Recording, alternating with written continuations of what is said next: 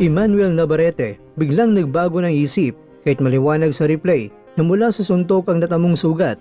Iginiit na mula ito sa headbutt talaga, kaya ang makipag-rematch kay Charles Suarez ay hindi niya prioridad. No need to Donaire Jr. dahil sa napanood na laban ni Naoya Inoue at ni Ramon Cadenas, gigil na rin na makabalik sa ibabaw ng lona. Takuma Inoue na kapatid ni Naoya, siya na ang target. Ito po galing mga kwentong balitang ibabagi ko sa inyo, kaya tara, kwentuhan na.